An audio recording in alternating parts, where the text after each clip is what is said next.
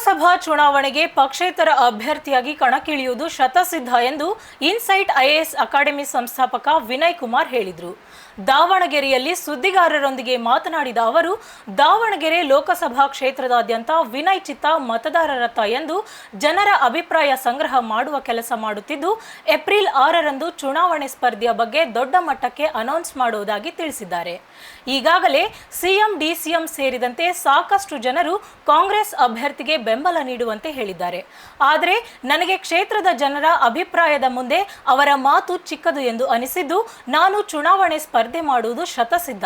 ಅಷ್ಟೇ ಅಲ್ಲದೆ ನಾಮಪತ್ರ ಕೂಡ ಸಲ್ಲಿಸಿದ್ದು, ಯಾವುದೇ ಕಾರಣಕ್ಕೂ ನಾಮಪತ್ರ ವಾಪಸ್ಸು ಪಡೆಯುವ ಪ್ರಶ್ನೆಯೇ ಇಲ್ಲ.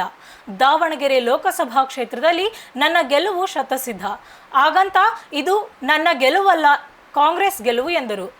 ಇಲ್ಲ, ಒಂದ್ಸರಿ ನಾಮಿನೇಷನ್ ಫೈಲ್ ಮಾಡಿದ್ಮೇಲೆ ಯಾವ ಕಾರಣಕ್ಕೂ ತೆಗೆಯಲ್ಲ. ನಾನು ಫೈಲ್ ಮಾಡಿದ್ಮೇಲೆ ಯಾಕೆ ಅಂತಂದರೆ ಇಲ್ಲಿ ನಾನು ಇದೆಲ್ಲ ಮಾಡ್ತಾ ಇರೋದು ಬಾರ್ಗೇನಿಂಗ್ ಅಲ್ಲ.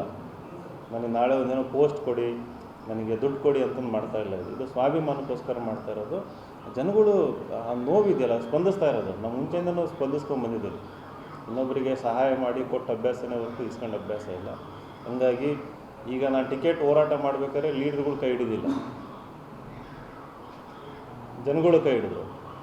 ಈಗ ನಾನು ನಿಲ್ಲಬೇಕಂತ ಹೋರಾಟ ಮಾಡಬೇಕಾದ್ರೆ ಲೀಡ್ರುಗಳು ಅದನ್ನು ತಪ್ಪಿಸೋದಕ್ಕೆ ಪ್ರಯತ್ನ ಮಾಡ್ತಾರೆ, ಮತ್ತು ಜನಗಳು ಕೈ ಹಿಡಿತಾ ಇದ್ದಾರೆ. ನಾವು ಅಲ್ಟಿಮೇಟ್ಲಿ ಪಾಲಿಟಿಕ್ಸಲ್ಲಿ ಬೆಳಿಬೇಕು, ಸರ್ವೈವ್ ಆಗಬೇಕಂತಂದರೆ ಜನಗಳು ಕೂಗು ಏನಿದೆ ಅದಕ್ಕೆ ನಾವು ಸ್ಪಂದಿಸಬೇಕಾಗುತ್ತೆ. ನಾನು ಆ ಕೆಲಸ ಮಾಡ್ತಾಯಿದ್ದೀನಿ.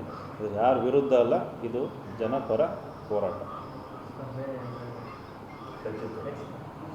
ಅದು 3 ದಿನ ಆದಮೇಲೆ ಹೇಳ್ತೀನಿ ಪರ್ಫೆಕ್ಟ್. ಜನ ಇನ್ನೆರಡು ಕ್ಷೇತ್ರ ಇದೆ, ಮುಗಿಸ್ಬಿಟ್ಟು ಹೇಳ್ತೀನಿ. ಬಟ್ ಇನ್ನು ಸರಿಯಾಗಿ ಮಾತಿಲ್ಲ ಸದ್ಯಕ್ಕೆ.